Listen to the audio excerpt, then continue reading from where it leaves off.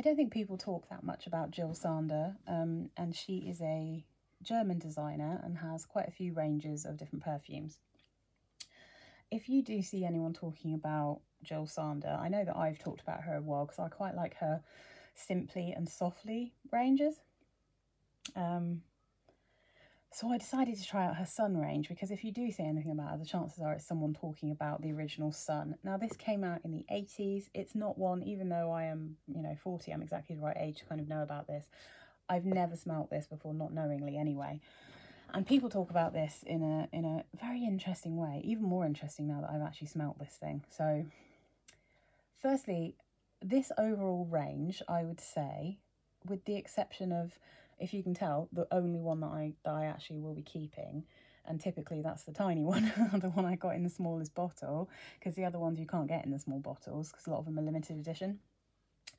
They're all jasmine perfumes. They are variations on jasmine perfumes, generally speaking, and I also find these incredibly synthetic and plasticky and odd, and I don't think that many of them are in any way suitable for summer, like in my version of like what you would wear in high heat. But anyway, people talk about Jill Sander Sun, and they describe it as like not being like the modern beachy or some summer perfumes that we have that are kind of like a suntan lotion kind of smell. They describe them as, the original Sun, this one, as more of like a pool scent, which to me is absolutely wild, because you know what? If I smelt someone wearing this at a pool, I'd think they were insane. And I would just be like, why are you wearing that incredibly strong, weird perfume? So, I'm not trying to be controversial by any means, but I think this perfume is harsh and anyway, I really don't like it, but I'll go into that a little bit more in a second. I'm just going to read you the notes really quickly. So the top notes of this are fruity notes, African orange flower, Amalfi lemon, palisander rosewood, cassis, bergamot. Middle notes are ylang ylang, heliotrope, carnation, orris root, rose, lily of the valley. Base notes vanille, benzoin, amber, tonka bean, sandalwood, musk, styrex, tobacco leaf and patchouli. Everything kitchen sink style again, typical 80s perfume. And I hate it. Oh my god, I hate this. This is really... I'm not even going to say this isn't my jam. I think this is an incredibly risky blind buy, and I massively regret buying all but one of these. Sun Delight is the only one I don't regret. Now, I think, I've seen a lot of like American people talking about specifically this Sun, and they always talk about it as this being like super original and like nothing else smells like it. And I do wonder if that's because the Cacharel perfumes that were really popular in the UK in the 90s didn't really make it over to America particularly. I think some of them do now, but when I was young, everyone was either wearing Anais, or if they were very brave, they were wearing Eden or Lulu. Now, Eden and Lulu, I think, have a very similar dry down. I feel like, like if you were going to make a base gravy for meals, and you just add different ingredients to make different things, but you're using the same base. I feel that's what Cacharel, Lulu and Eden are like. Eden is a greener, fruitier, like forest, kind of weird, sweet, intensely strong smell. And Lulu is a floral, weird, sweet, intensely strong smell. They're both quite powdery, cloying, and I think both of them you could easily describe as pungent, and that is why so many people, especially in the 80s and 90s, hated those perfumes. In fact, I think they came out in the early 90s, whereas this came out in the 80s. So this, to be fair, is the OG. But the ones I know are the Cacharel ones. And this smells exactly like Lulu to me. This just smells like Lulu.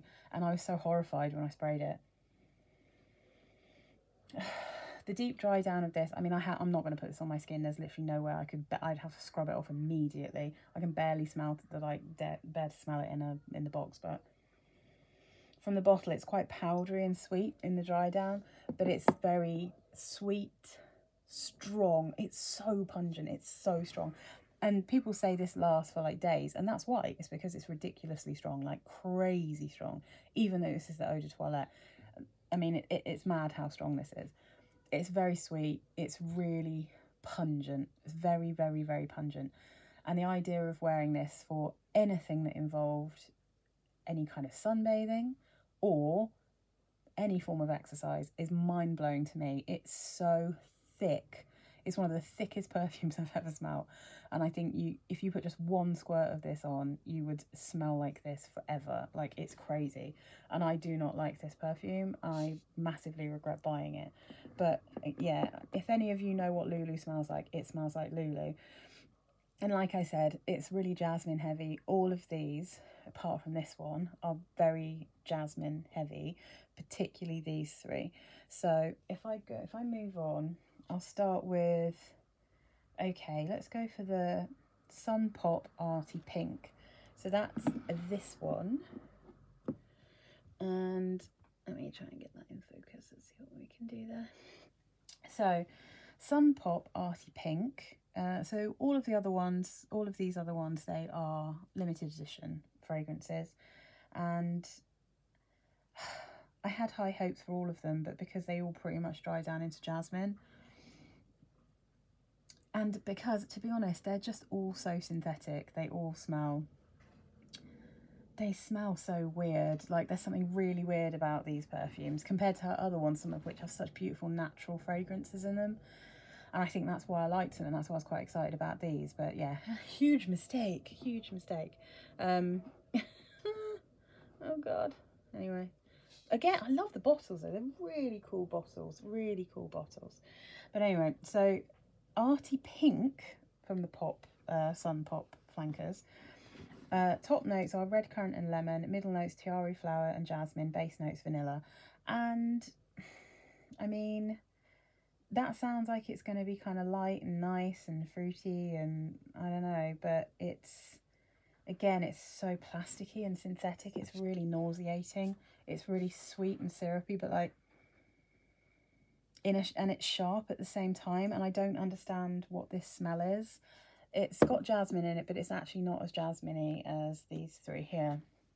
But I almost don't know how to describe this. It's very strong in the red currant, definitely. But it's very sweet and powdery. I mean, I honestly don't know how to. It just smells so fake and plasticky. Like, it's really weird. And I just, yeah, let me just have another smack from the bottle. Again, and to be honest, again, it has like Lulu and Eden vibes to it. This one's probably a little bit more like Eden because it's a bit more fruity and not quite as floral. But yeah, this is, no. I don't like this one either. I mean, I'm literally going to have to try and sell all of these except for Sunderlight. So anyway, so that one, no, we're good with that one. Don't like it. So let's put this one over here. So then we've got this guy. And again, let's see if we can actually get, bouncing. I'm really not very good at the whole getting a focal point, but never mind. So this is Sun Pop Coral, and the notes in this one are top notes of mandarin orange and freesia, middle notes of osmanthus and heliotrope, base notes of musk and amber. Another quick sniff. This one I kind of liked at first, and then, as with so many things in life, it dried down into a jasmine perfume. This one still has a weird powdery and synthetic smell to it. It's still really sweet. It's got a bit of a bitter orangey peel kind of smell about it. I guess it's like a mandarin orange smell, but it's a really plasticky mandarin orange smell. And I mean, it's got heliotrope and osmanthus, so it's got like a, yeah, it's a bit powdery. Again, it's very strong. It's just it's still got a very original Sun vibe in terms of how kind of strong and cloying I find it. But this one, I was getting a bit closer to something I liked, and then it just fully goes jasmine. Full jasmine. Yeah, can't wear it. It just utterly headache inducing, which is unfortunate. So that one, I'm just trying to see if these are sort of compared to much, but oh, Alien. You see, I should know that anything that's compared to Alien, it's going to smell jasmine-y to me, like really, really strong. But yeah, that one's like starts quite leafy and greeny, and then it's like a fruity jasmine. It's just super, super jasmine-y. So then we can move on to one that's actually a bit more interesting, and I'm a bit sad that I can't wear because it is still massively synthetic. But this one, let's put that one away. This guy, this is Sun, and there's two that look really similar. This is the Jill Sanders Sun Eau de Parfum, and it's the natural spray vaporizer. Now, interestingly, despite the fact that this one is the Eau de Parfum, this one has very bad longevity as far as I can tell. So the top notes of this are orange and pink pepper. The middle notes are gorse and Egyptian jasmine. And the base notes are carrot seed and narcissus. So I was excited about this one because the carrot seed in particular I thought would be really interesting. And it is an interesting smell. It's highly synthetic again. And I think when I first sprayed this, I thought it smelled like Red Bull. And some people have said it smells like cough syrup, and I think that Red Bull is a bit cough syrupy, so that would make sense. And you do get that orange. It's a really synthetic kind of cheap smelling orange, but in a way that I quite like, because I think it smells like cheap orange chewy sweets or something. But it also has that cough syrupy vibe that makes me think of Red Bull. And I was kind of excited about this one because when I first sprayed it, I kind of liked that weird. It was so unusual. It was so weird to have like a perfume that smelled a bit like Red Bull, like an orange and Red Bull smell. I was like, okay, well, maybe I can do something with that. And then it dries down into a sweet jasmine. It just dries down into a sweet jasmine, and there's nothing I can do about it. And it's yet another jasmine perfume. All of the Sun perfumes are jasmine perfumes. They've got, even when they don't have jasmine in the notes, they smell like jasmine, and I don't really understand. Or jasmine, as I wanted to call it. Yeah, this would, out of these that I'm getting rid of, or hopefully getting rid of if anyone wants to buy them, this is the one that I actually like. This is like, I hate this one. I hate that one. This one is better, but I still don't like it. This one I like, and if I could wear jasmine, I would keep. But I can't wear jasmine. I definitely can't. And the weird thing is, it feels very, very strong, but when it disappears, which is quite quickly, it totally disappears. Like, it's completely gone. And that's not the case with the other, like, I've tried both of these on my skin and I had to scrub them off, so they last longer. But yeah, weirdly, the Eau de Parfum just didn't last at all. So then we've got this tiny wee baby one here, which is, let me move that one so you can actually see this guy. Sun Delight. And annoyingly, I don't know if you can get this in bigger bottles, but typically the one I couldn't get in a big bottle, obviously, is the blooming one that I actually like. That's just how life is going to be. So I was interested in this one. This actually is the first one that I got, and I liked it, so I was quite, you know, fine about trying the others. I got this one because of the chocolate note in it, and I was like, oh, that's weird. Like a suntanny, lotiony looking smell with chocolate. Okay. So I thought I'd try it, and I quite like this. Now, it definitely starts with a plasticky note. It smells plasticky. These all pretty much smell plasticky. Just going to try and find something I can spray this on. Let's go for that. All right. So I really do like these bottles. I think they're really cool. They're really kind of simple and nice. Sun Delight. Sun Delight. There it is. There's that smell popping out at me. Okay. Right, let me read you the notes. This is weird. It's really weird. Okay. Top notes: passion fruit, mignonette, Sicilian bergamot. Middle notes: vanilla, frangipani, dark chocolate, vanilla orchid. Base notes: musk, woodsy notes, and cedar. And when you first spray it, this smells like rubber. It smells like plasticky rubber. It's really weird.